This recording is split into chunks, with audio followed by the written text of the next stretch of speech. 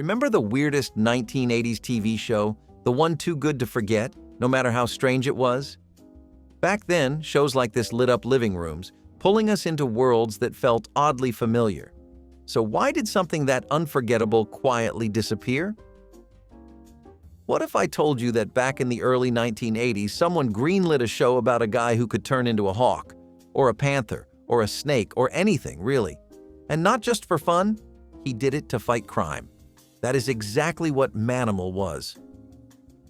Imagine sitting in your living room in 1983, flipping channels, and suddenly seeing a man's hands morph into claws while dramatic music played in the background.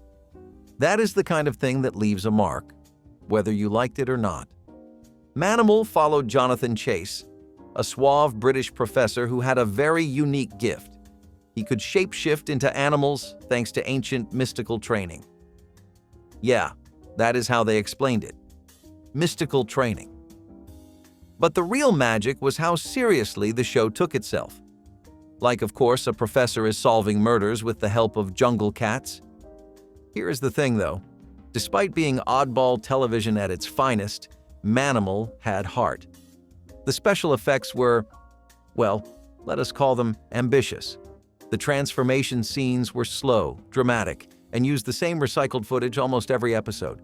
But for some reason, that just made it better, more memorable, almost comforting in how predictable it was. It only lasted 8 episodes, that is all. 8.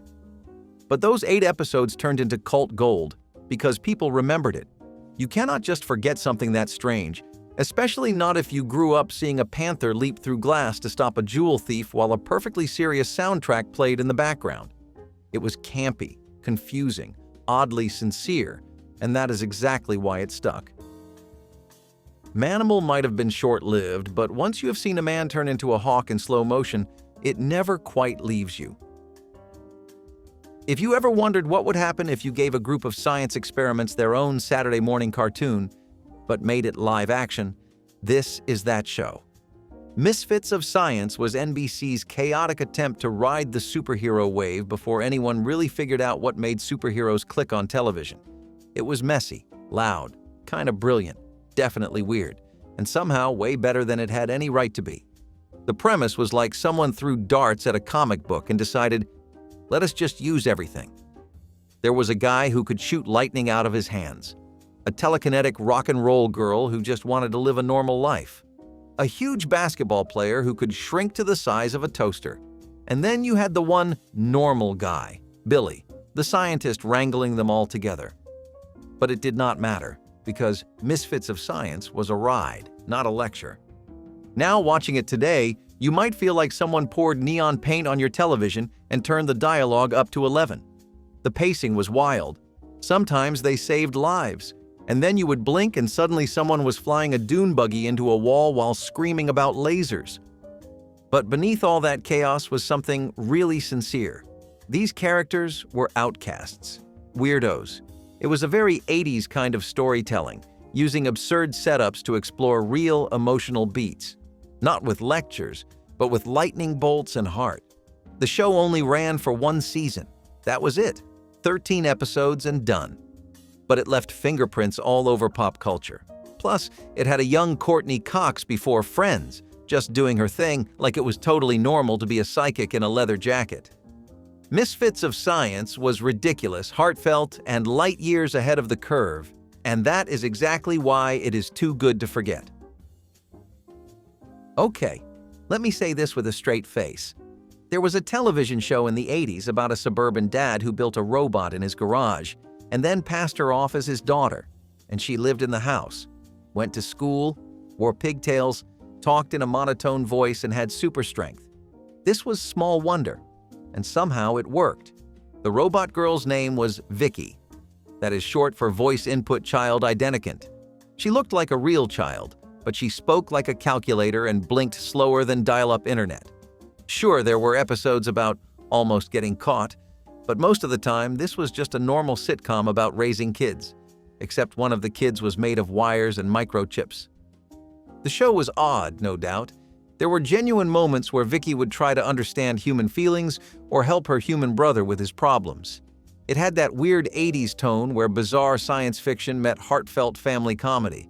And somehow, instead of crashing and burning, it became a household favorite. Vicky would lift a couch with one arm, but the strings holding it up were visible if you looked closely enough. The laugh track hit even when no one said anything funny. It felt homemade, like a school play where everyone gave it their all. And kids loved it. It gave them a world where weird was welcome. A machine could learn to love, especially in a decade filled with glossy perfection and cable networks trying to sell you on cool. Small Wonder went the other way. It said, "Hey, your weird family? It is okay. In fact, it is wonderful." It ran for 4 seasons, which is practically forever in weird sitcom years. But ask someone about it today, and you will either get blank stares or instant joy. Small Wonder was a glitch in the Matrix, and that is exactly why it is too good to forget.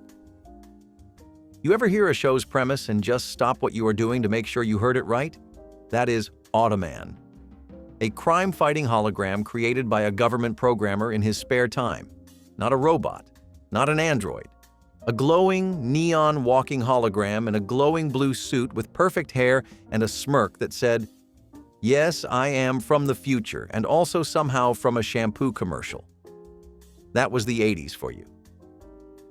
The main character, Walter, is your typical nerd, socially awkward, smart, underappreciated. But then he does something no one else has ever done. He builds Automan. He has a sidekick too, Cursor.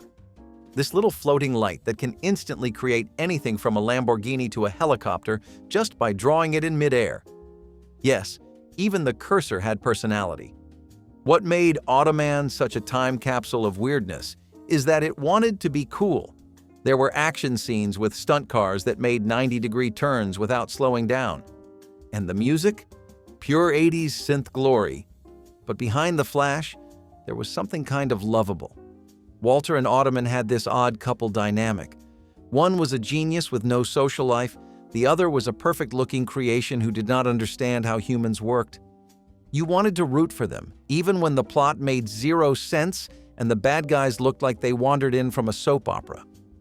It only lasted 13 episodes, but that short run left a big impression. Because if you were a kid back then, Automan was the dream. A computer hero you could bring to life. A best friend made of pixels. Automan was not just weird, it was the 80s in full neon. There is something about growing up in the late 80s that made weird feel normal. Case in point, Out of This World. A teen girl named Evie discovers on her 13th birthday that she is half alien. Not the green kind with antennas. Her dad is from a distant planet and she inherited his powers. What powers? Oh, nothing major. Just freezing time with her fingers, talking to a disembodied cube on her nightstand, and learning to control the universe one day at a time. Totally average teen stuff, right? Out of This World lived in that beautiful space between bizarre and wholesome. It looked like your standard family sitcom at first. Single mom, suburban house, best friend who always gets into trouble. But then you would blink and Evie would stop time to avoid doing her homework, or pause the whole world to fix a social disaster at school. And sometimes she would have full conversations with her alien dad through a glowing plastic cube that lit up in rainbow colors and spoke with the voice of Burt Reynolds. Yes, Burt Reynolds. The show never really explained how it all worked. The alien stuff was just accepted. No one asked too many questions. That was the magic of it. It did not need to make sense. It just needed to make you smile. And it did. Every time Evie tried to help someone and made everything worse. Every time her mom reminded her to be more human than alien. Every time the laugh track rolled over a moment that was actually kind of sweet. There were episodes about growing up, friendship, peer pressure, even jealousy. All filtered through the lens of a girl who could literally stop the world. But somehow, it never felt preachy. It felt light, relatable, even when it made no sense at all. Because Evie was not perfect. She was awkward and kind and trying her best. And if you were a kid watching, you felt like maybe you had powers too, just different ones. It ran for 4 seasons, quietly carving out its place in television history. And even if people do not bring it up much today, The ones who watched it remember. They remember the finger-point freeze, the cube's glowing voice, the way it made growing up feel a little more magical. Out of this world was sci-fi wrapped in comfort, and that is exactly why it is too good to forget. There are sitcoms that make sense, and then there is Jennifer Slept Here. The title alone sounds like a line from a haunted hotel review. But no, it was a real show, on television, in 1983. And the plot? A famous Hollywood actress dies, comes back as a ghost, and decides to haunt her old house, which is now being rented by a normal suburban family from New York. And instead of being scary, she becomes best friends with their teenage son. Because why not? Jennifer the ghost is glamorous, sassy, and completely stuck in the afterlife. She is invisible to everyone but the teenage son, Joey, which leads to exactly the kind of chaos you would expect. Talking to thin air during dinner, floating objects, lessons about believing in yourself from someone who is technically dead. The show was half ghost story, half coming-of-age comedy, and somehow it worked. Now, this was not your typical spooky show. No fog machines or jump scares, just lots of early 80s charm, a laugh track, and Jennifer materializing in sparkly outfits to give Joey life advice. She was more like a fairy godmother in shoulder pads, and the show leaned into that weirdness completely. It never tried to explain why Joey was the only one who could see her. It just shrugged and said, "Yeah, that is how it is," and then rolled with it.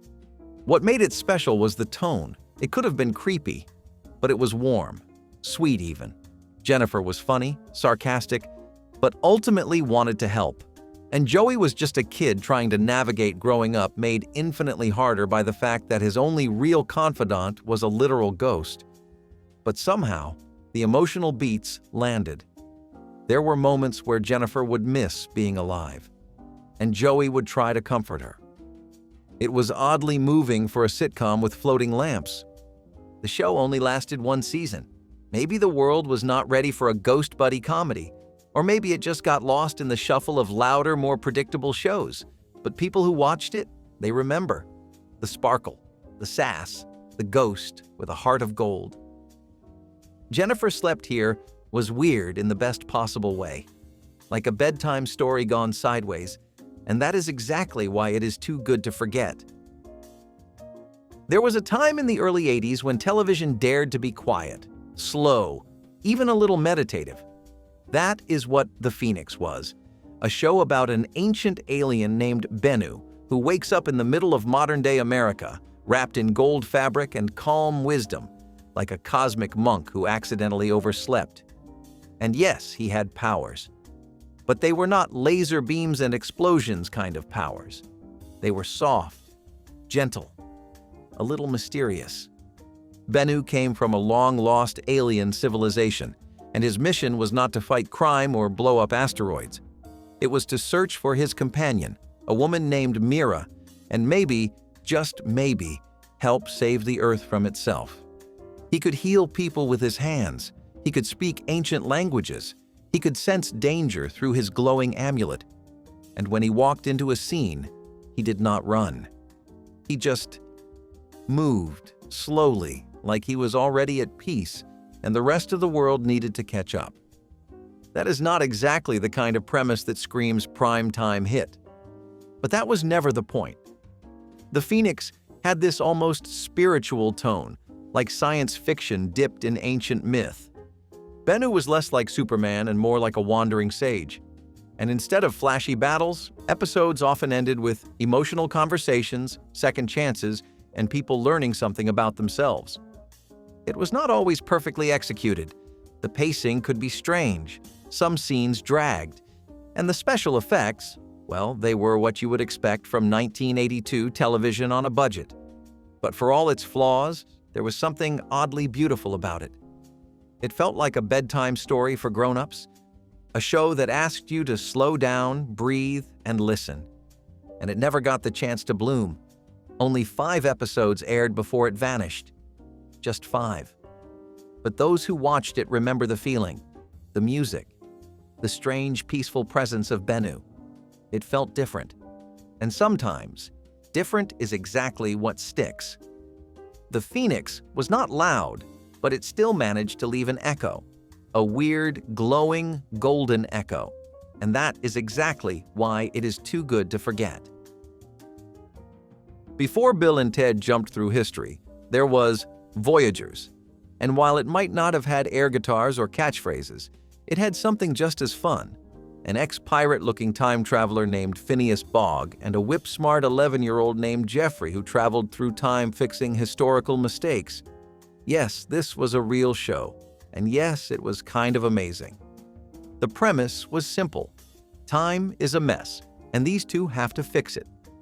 Armed with nothing but a pocket-sized device called the Omni, they would jump into different eras. Ancient Egypt, the Wild West, the signing of the Declaration of Independence, and make sure history stayed on track. But it was not just history class with costumes. It was adventure, humor, big 80s energy. Phineas Fogg was all charm and leather vests. He was not the brightest, but he had heart. Jeffrey, on the other hand, was the brains.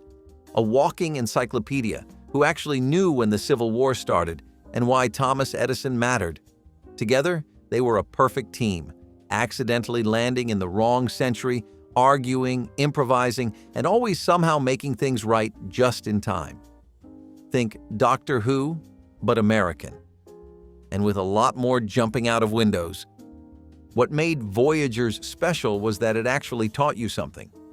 At the end of each episode, a narrator would say, "If you want to learn more, check it out at your local library." That was the whole vibe. Sneaky education wrapped in time travel chaos. And somehow, it worked. Kids tuned in for sword fights and airships and left with random facts about Marie Antoinette. It was chaotic good. Of course, it was not perfect. The budget showed. Some of the sets looked more like a school play than a Hollywood backlot, and the plots could get a little wild. But none of that mattered. The heart was there, the fun was there, and the chemistry between Fogg and Jeffrey, solid gold. It only lasted one season, 18 episodes. Then, just like a time traveler who lost his Omni, it disappeared. But the impact? Still there. For a generation of kids, Voyagers was the reason they knew who Galileo was. It made learning cool for a minute, and that alone makes it unforgettable. It was messy, meaningful, and full of wonder, and that is exactly why it is too good to forget. Imagine being the most powerful being in the galaxy and still having to take algebra.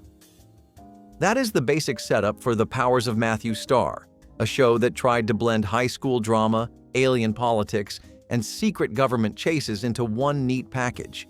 It did not always succeed, but it gave us one of the weirdest blends of sci-fi and teen angst television has ever seen. Matthew Starr looked like a regular teenager. He went to school, played sports, worried about his crush. But secretly, he was a prince from the planet Quadris, hiding on Earth after his world was taken over. His powers included telekinesis, telepathy, and the ability to move objects with his mind. But he had to keep all of it a secret, with only his guardian Walt posing as a science teacher there to guide him. Every week, they dealt with new threats, both cosmic and completely earthbound. Now, here is where it gets strange. The first half of the series leaned heavily into high school life. Think lockers, football games, and trying not to get caught using your powers during chemistry class. But halfway through, the show changed completely. Suddenly, Matthew and Walt were traveling across the country like government agents, stopping alien threats and helping strangers. It was like two shows sewn together, and the stitches definitely showed. Still, there was something really earnest about it all. Matthew wanted to do the right thing. He was trying to balance who he was with who he had to be. The episodes were filled with moral choices, identity struggles, and those awkward growing up moments that just hit harder when you can melt metal with your brain. It was clumsy, yes, but sincere. You could feel that they were trying to say something about fitting in, about responsibility, about how being different does not mean being alone. It only lasted one season, and yet it left behind this weird, heartfelt footprint. Maybe because it felt like the kind of show that really believed in its own story, even if no one else did. Or maybe because it gave a generation of viewers permission to be weird, too. The Powers of Matthew Starr was a cosmic soap opera that shot for the stars, and that is exactly why it is too good to forget. In a decade packed with neon lights and high-tech dreams, somehow television also made room for a 1,000-year-old wizard fixing cars in San Francisco. That is Mr. Merlin. Yes, that Merlin. The legendary one with the pointy hat and the spells. Except now he goes by Max Merlin, wears a jumpsuit, and runs an auto shop. Because apparently even magical royalty needs to pay rent. The setup sounds like someone pulled names out of a hat. You take one part Arthurian legend, one part sitcom, toss in a teenage apprentice, and poof, you get 22 episodes of magical mayhem hidden behind a stack of carburetors. Max tries to live a quiet life, but things change fast when he meets Zach, a regular kid who pulls a crowbar out of a stone. Yes, really, and accidentally becomes his magical apprentice. From there, it is off to the enchanted races. The show walks this hilarious tightrope between ancient mysticism and early 80s goofiness. One minute they are fixing an engine, the next they are stopping time or summoning spells from a dusty old grimoire hidden under the shop counter. The spells almost always go wrong, of course. That is where the comedy lives. A love potion misfires. A van ends up teleporting. And Max? He just sighs and mutters something about the good old days in Camelot. But here is the part that makes Mr. Merlin more than just a joke stretched over a season. It had charm. Real, sincere charm. Max cared about Zach. He wanted to teach him responsibility, not just with magic, but with life. And Zach, despite being a goofball, really wanted to learn. Their chemistry was genuine, even if the show never quite figured out how to blend fantasy and sitcom without getting tangled in its own premise. Still, there was something wonderful about watching ancient magic squeezed into modern suburbia. It reminded people that wonder did not have to be flashy or loud. Sometimes it could show up in a dusty garage with a wizard holding a wrench. Mr. Merlin was weird, uneven, and full of heart. And that is exactly why it is too good to forget.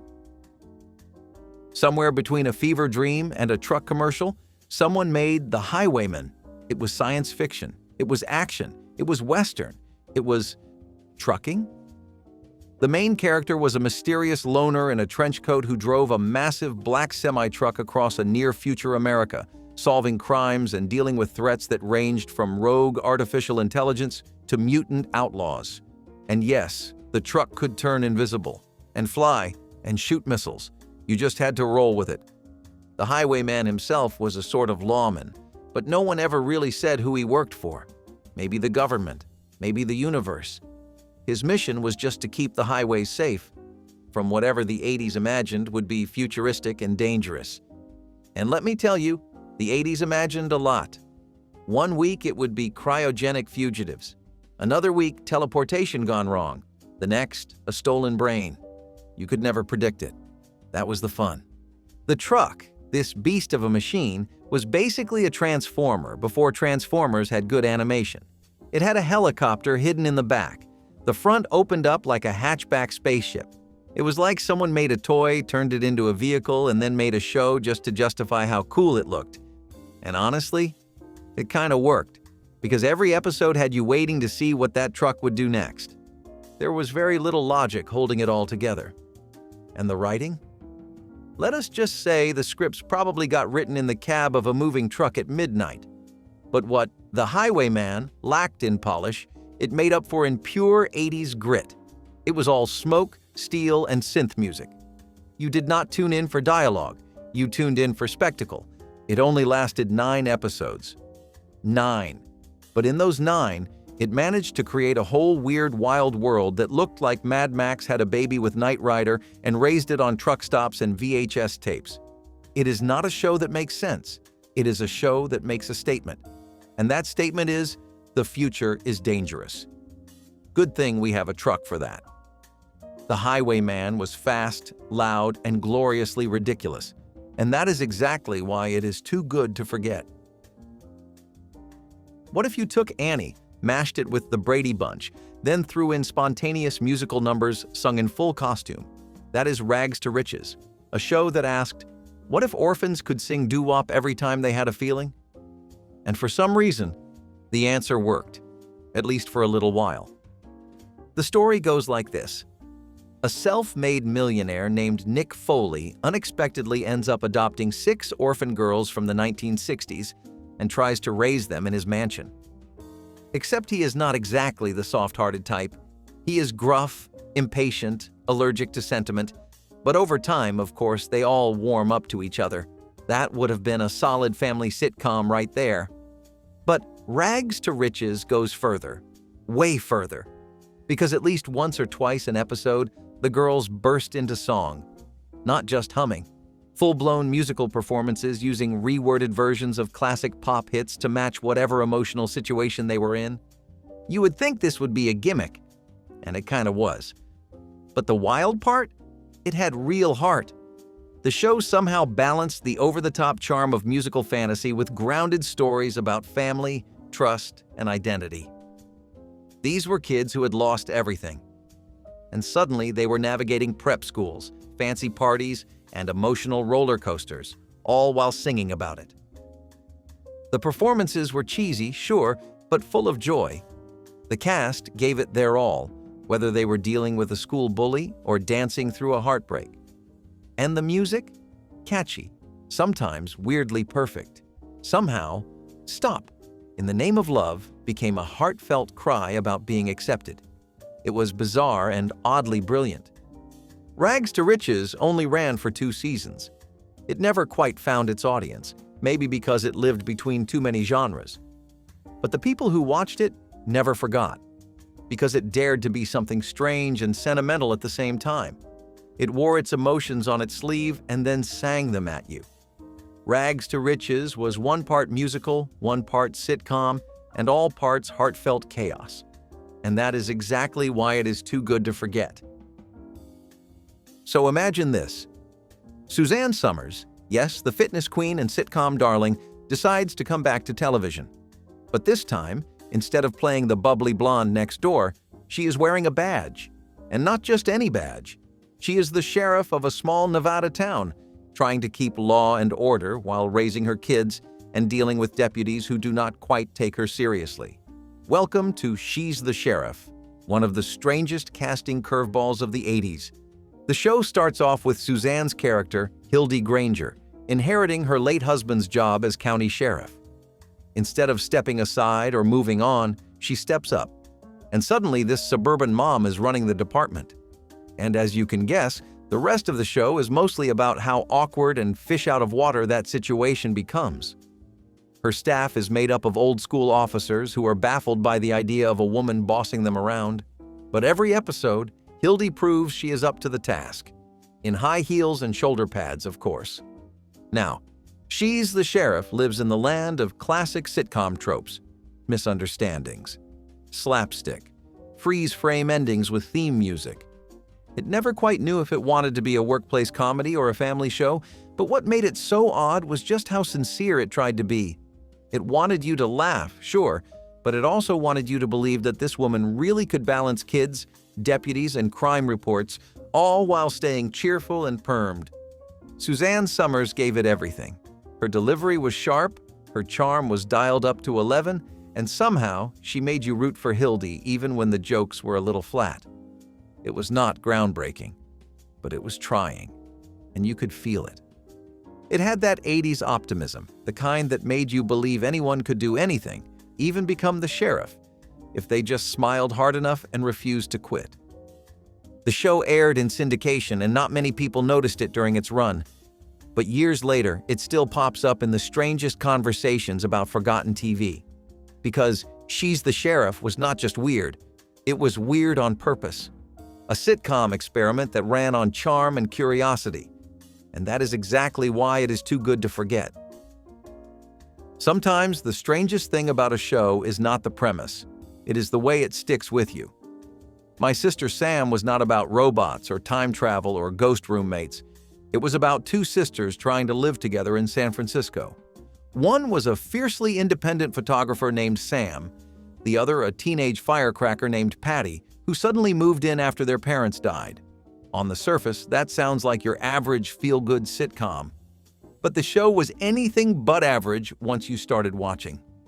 The dynamic between Sam and Patty was electric. Sam, played by Pam Dauber, was responsible, career-focused, and emotionally closed off. Patty, played by a young Rebecca Schaefer, was unpredictable, curious, and full of life. They bickered like real siblings. They had growing pains. But through all the chaos, they were trying to rebuild a sense of family. And the writing? Surprisingly sharp. Witty one-liners, heartfelt moments, and a supporting cast that actually felt like people you would want to know. But then came the tragedy. In 1989, just a year after the show ended, Rebecca Schaefer was murdered by a stalker. She was only 21. It shocked the country, and suddenly, My Sister Sam became something else entirely. Not just a show, but a symbol of innocence lost, of a promising career and a beautiful soul taken far too soon. And that legacy made the show unforgettable. People do not talk about it much today, but those who watched remember, not just for the headlines, but for what the show was before all of that, a quirky, heartfelt sitcom about family, grief, and the complicated joy of starting over. My Sister Sam was not weird like a sci-fi oddity. It was weird in how deeply it managed to connect, and that is exactly why it is too good to forget. Before George Clooney was saving lives in a dramatic Emmy-winning hospital show, he was cracking jokes in a very different kind of emergency room. That show was ER, not to be confused with the mega hit that came years later. This was a half-hour sitcom. Yes, a sitcom. Set in a chaotic urban hospital where everyone was too busy to breathe but still had time for zingers and pratfalls. It sounds impossible. And maybe that is why it only lasted one season. The cast was surprisingly stacked. You had Elliot Gould playing the overworked but kind-hearted doctor, Mary McDonnell as a nurse with a sharp tongue and a softer heart, and young George Clooney, long before he grew into his salt and pepper charm, playing an eager intern named Ace. Yes, Ace. The show tried to juggle a million things at once: medical emergencies, personal drama, staff politics, and lighthearted comedy. It never quite found the right rhythm. 1 minute, someone is coding on the table. The next, a nurse is making a sarcastic remark about cafeteria food. It was like Mass H without the war, or Cheers with more blood pressure cuffs. And yet, there was something oddly watchable about it. Maybe it was the rapid pacing, or the fact that the characters, despite being written for laughs, had glimpses of real depth. It felt like the writers were almost onto something, but the tone just kept slipping through their fingers. After it was canceled, most people forgot about ER, especially when the much more serious ER came along in the 1990s and stole the spotlight completely. But if you go back, you will see the roots of something bigger, a weird little show that tried to find comedy in chaos, that let George Clooney warm up before becoming a household name. ER was a clunky experiment with a killer cast, and that is exactly why it is too good to forget. This show did not just imagine superpowers, it made you feel like they might happen to you next. The secret world of Alex Mack was every middle schooler's fantasy wrapped in a denim jacket and a bucket hat. When a normal girl named Alex is accidentally doused in a mysterious chemical, she gains powers. She can move things with her mind, shoot electricity from her fingers, and even melt into a puddle. But this was not some glossy superhero tale. Alex did not become famous or powerful. She became hunted, and afraid, and different. The show was about more than abilities. It was about the isolation of adolescence, about hiding who you are because the world is not ready, about balancing science homework with secret identities, friendship with fear. Alex was smart, brave, vulnerable, and deeply human. Her world was not filled with capes and explosions, but with skateboards, lockers, and the quiet terror of being discovered. There were corporations chasing her, best friends protecting her, and parents who had no idea what she was going through. That made it real. That made it hurt. The show resonated because it never glamorized its concept. It treated being special as a burden. And for kids feeling weird or out of place, that message was everything. When it ended after 4 seasons, it left behind more than a cliffhanger. It left behind a community of viewers who still wonder what happened to Alex and whether there is still magic hiding just beneath the surface of a normal life. Rags to Riches was the kind of show that could only exist in a moment where the world still believed a musical number could solve every problem. Airing on NBC from 1987 to 1988, it was basically Annie Meets the Brady Bunch with a splash of grease, all set to the tune of early 60s rock and roll. The plot? A wealthy businessman randomly adopts 6 orphan girls and moves them into his mansion. Cue the family bonding. Cue the chaos. Cue the songs.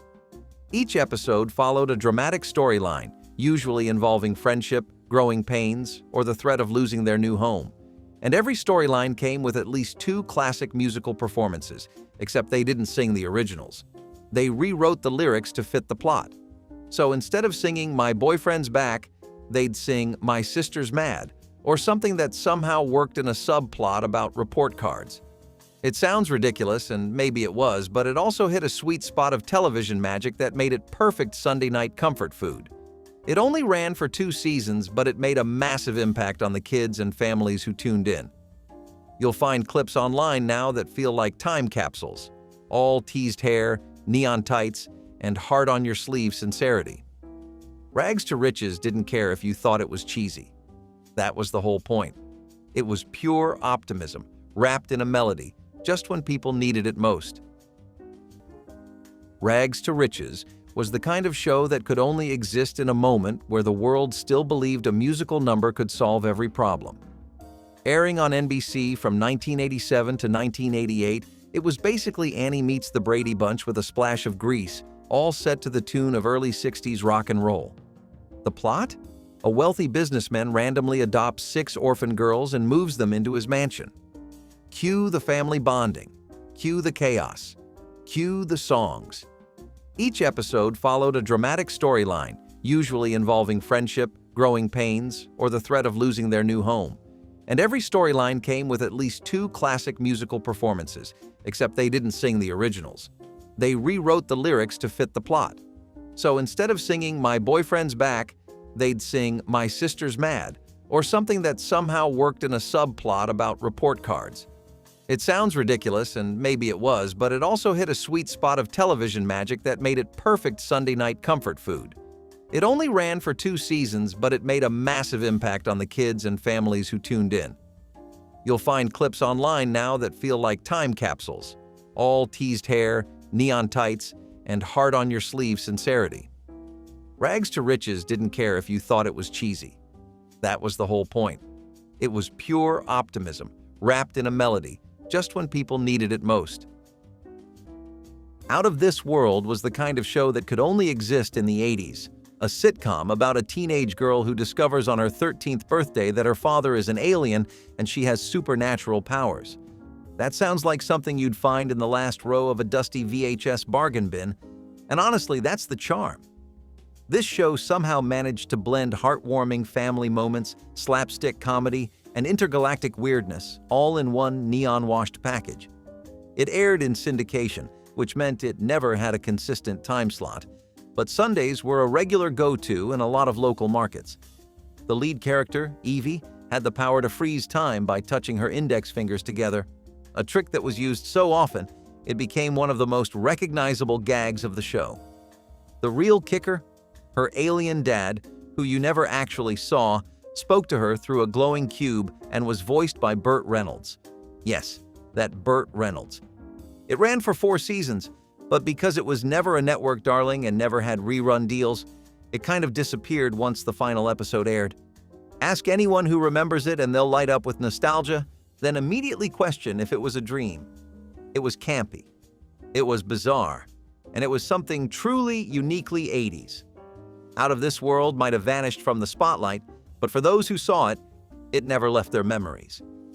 There was something disarmingly genuine about brotherly love. Maybe it was because the three brothers on screen, Joey, Matthew, and Andrew Lawrence, were real brothers in real life. Or maybe it was because the show never tried too hard. It just let the relationships speak for themselves. Set in Philadelphia, the series followed Joe Roman, a motorcycle-riding older brother who returns home after their father's death to help raise his two younger half-brothers and manage the family business. It was not flashy. It was not trying to reinvent the sitcom. It was just about a broken family trying to make things work. And somehow, that made it feel like everything. Joe was rough around the edges but protective. Matt was the overachiever with a heart too big for his age. Andy was the comic relief and the emotional glue. Together, they rebuilt more than just a business. They rebuilt trust. They rebuilt a family. Brotherly love hit differently because it did not pretend everything was fine.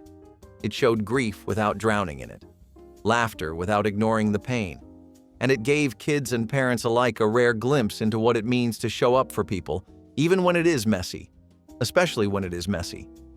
The show was short-lived, barely 2 seasons, but it carved out a quiet place in the hearts of anyone who ever lost something and had to figure out how to move forward, one day at a time. Not all love looks perfect.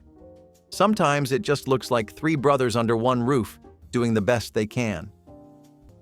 The Texas Wheelers was a sitcom that aired for a blink in time, just 4 episodes in 1974 before it disappeared from the airwaves. It told the story of a widowed father, Zach Wheeler, played by Jack Elam, trying to raise his 4 kids in rural Texas after returning home. The tone was rough around the edges but warm at the core, an unusual blend of grit and sentiment. One of the kids was played by a young Mark Hamill just before the world would know him as Luke Skywalker. But even that bit of trivia was not enough to save the show. It premiered during a time when audiences were craving escapism, not slice-of-life realism wrapped in Southern grit. The laugh track felt out of place. The characters talked more than they joked. There was a quiet honesty in every scene, moments that felt like they came from someone's real life, not a writer's room. The show made no effort to dazzle or distract. It just wanted to sit with you and tell the truth. It was less about punchlines and more about pauses, silences, and hard-earned smiles. And instead of punchlines, there were long, quiet moments of reflection. Maybe too many. The Texas Wheelers did not fail because it was bad. It failed because it was honest. And in 1974, honest sitcoms did not get very far. But those who remember it remember something rare. A network show that tried to say something deeper under its dusty boots and denim jackets. It had an emotional backbone. It wanted to show how family bonds are messy, complicated, and not always tied together with a neat bow. Its cancellation felt like closing the book before the first chapter was over.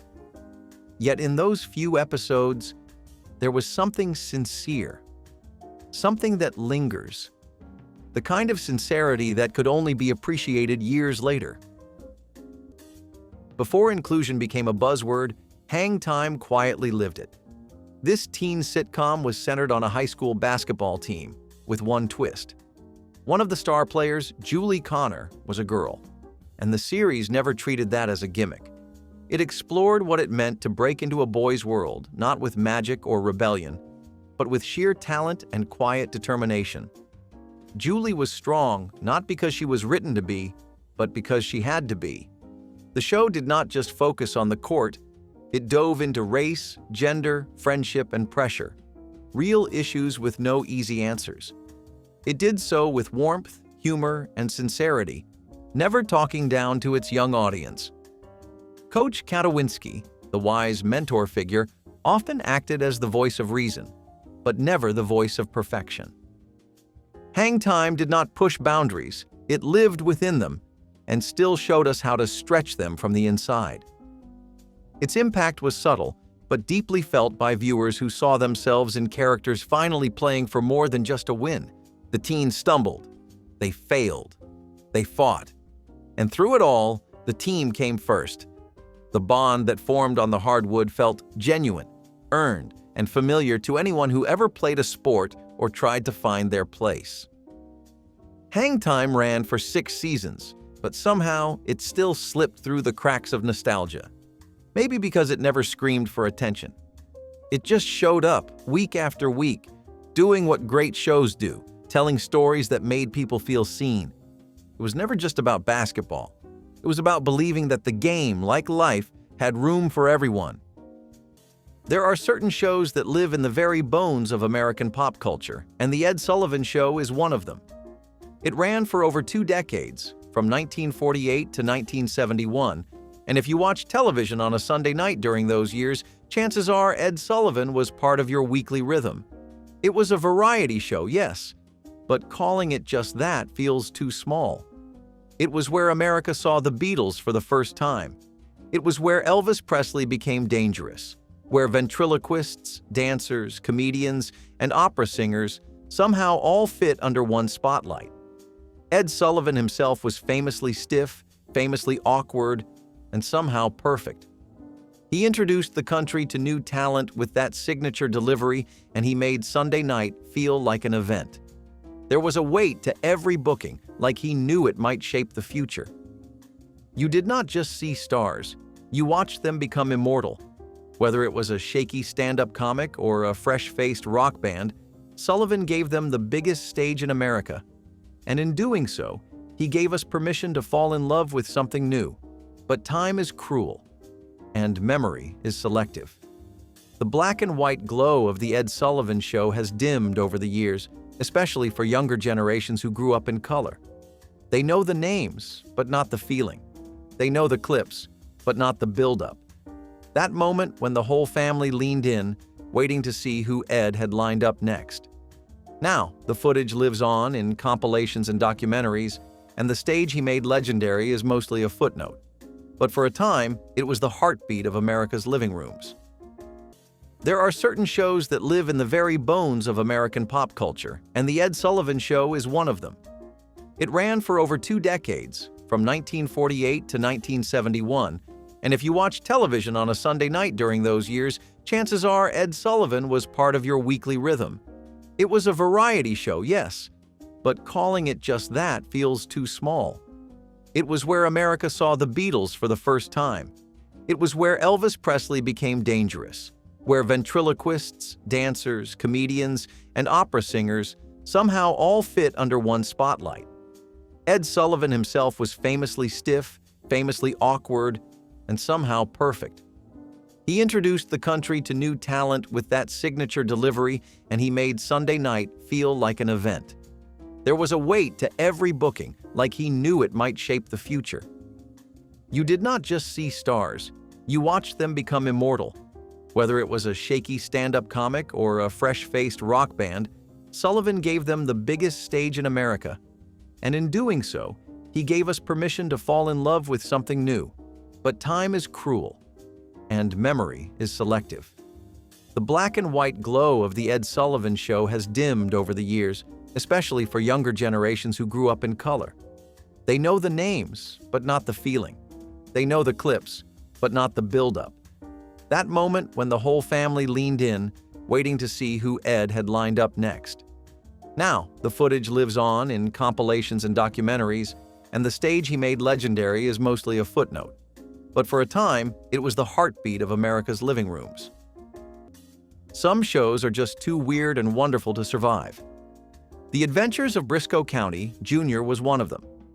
Imagine a show that mixed cowboy shootouts with futuristic science fiction, where a Harvard-educated bounty hunter rode horseback through the Wild West, chasing outlaws and ancient alien technology. It should not have worked, but somehow it did. Bruce Campbell's Brisco was charming, sharp, and oddly philosophical for a man in spurs.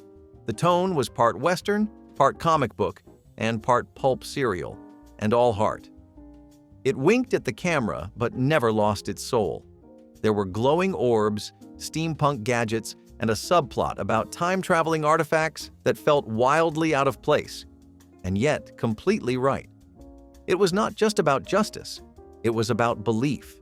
Belief in progress, in legacy, in the idea that even the Wild West had a future worth dreaming of. But television did not know what to do with it. The ratings were decent, the fan base was devoted, but it was too different, too out there. After one season, it was gone. One of the most original shows of the 1990s disappeared into the void while the world chose safer stories.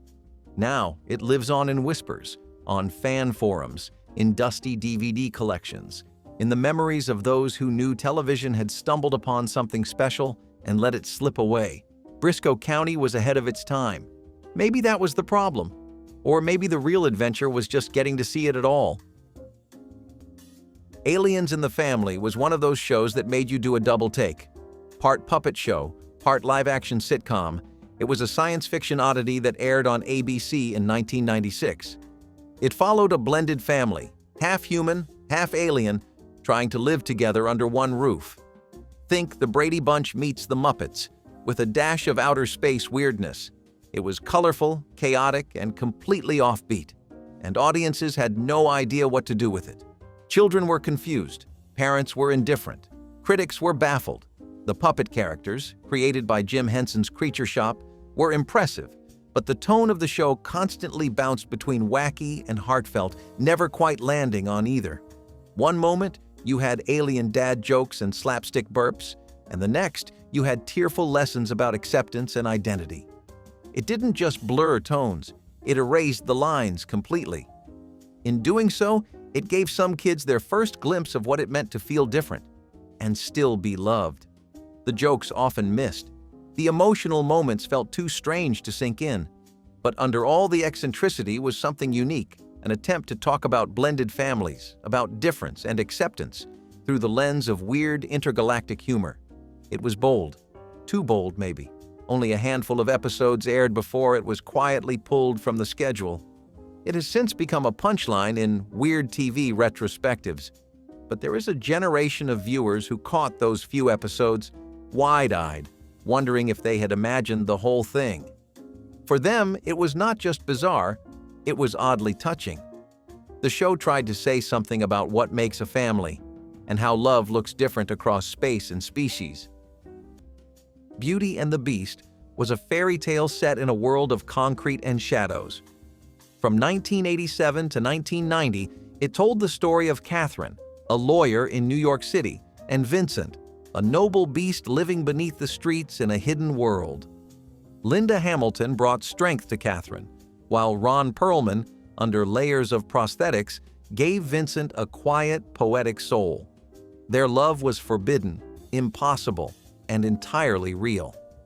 The show combined crime drama with fantasy, romance with action. It should not have worked, but it did. It spoke to something deep in its audience, a longing for connection in a world that felt increasingly cold. The underground world Vincent lived in was not just a fantasy setting, it was a metaphor for safety, for community, for a different kind of beauty. The show whispered that love could exist without conditions, without judgment, even without surface-level attraction. It did not mock emotion. It embraced it like something sacred. And in doing so, it gave viewers permission to believe in gentleness, even in a brutal world. Beauty and the Beast earned a devoted fan base, one that continues to cherish the show today. But in the mainstream, it has faded. Newer generations barely know it existed, and that is a shame, because for all its melodrama and mythical flourishes, it was sincere. It believed in love without irony. It dared to show vulnerability in a genre that often avoided it. There was something strange and beautiful about this show, like a bedtime story wrapped in a sitcom. Nanny and the Professor was about a mysterious English nanny named Phoebe Figolilli, who arrived out of nowhere to care for the chaotic household of Professor Everett and his 3 kids. She had an air of magic about her, never overt, never explained, but always understood. This was not a flashy show. There were no laugh tracks forcing you to find it funny, no obvious special effects screaming for attention. Instead, it asked you to believe, to trust that sometimes the people who save us do not come with explanations. They just show up quietly, like Nanny did, and make life a little better without asking for anything in return. There were whispers that she was psychic. Some thought she was a witch, but it never mattered. What mattered was that she taught 3 kids and a tired, widowed professor how to feel joy again. And for a brief moment in television history, that kind of emotional rescue was enough. When the show ended after just 2 seasons, it left behind a strange sense of unresolved wonder. We never found out who Nanny really was. Maybe that was the point. Some people are not meant to stay. They just pass through when you need them most. Like a childhood memory you can almost remember, but not quite. Super Train was a show that promised the future and delivered a train wreck. Literally. Picture this, a massive nuclear-powered train that had everything from gyms to swimming pools to full-blown nightclubs, speeding across America like a landlocked spaceship. It was NBC's answer to The Love Boat, except instead of a cruise, you were on rails.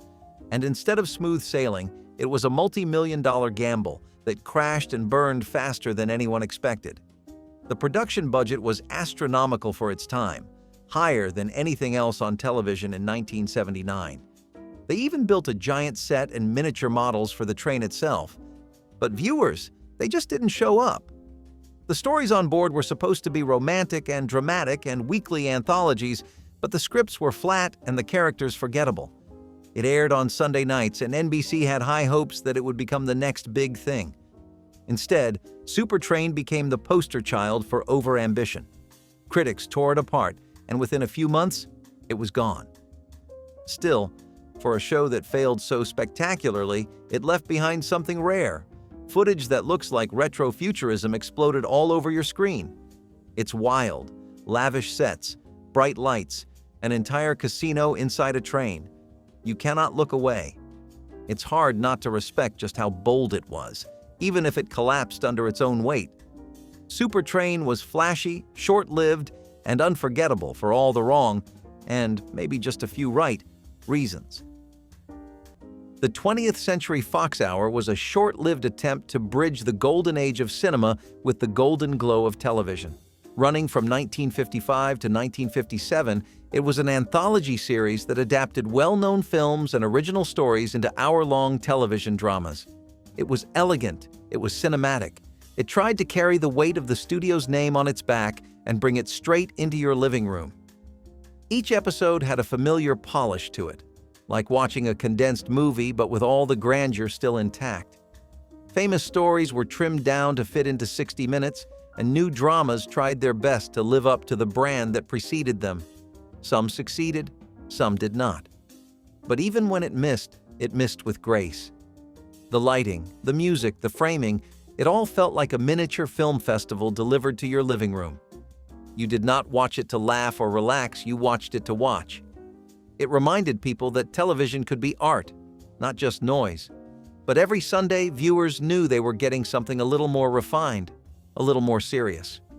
In a world of variety shows and slapstick, the 20th Century Fox Hour felt like a whisper from the movie theater down the street. It was classy without being cold, dramatic without being dull. But the formula proved hard to sustain. The rise of sitcoms, westerns, and science fiction made its slower pacing feel out of step. Eventually, it quietly faded, unable to compete with the flashier new kids on the block. But it left behind a strange elegance, a kind of dignity that other shows rarely aimed for. Sometimes a show does not just entertain, it teaches you how to believe in your own voice. Ghostwriter was like that. It was a mystery series for kids, but it hit deeper than most adult shows dared. Set in Brooklyn, the series followed a diverse group of young friends who solved real mysteries with the help of a ghost, one who could only communicate through written words. He was not scary. He was not loud. He was a presence, a guide, a friend. And through him, Ghostwriter taught an entire generation that reading and writing were not just school assignments, they were power. The characters, from Jamal to Lenny to Alex and Gabby, were smart and real.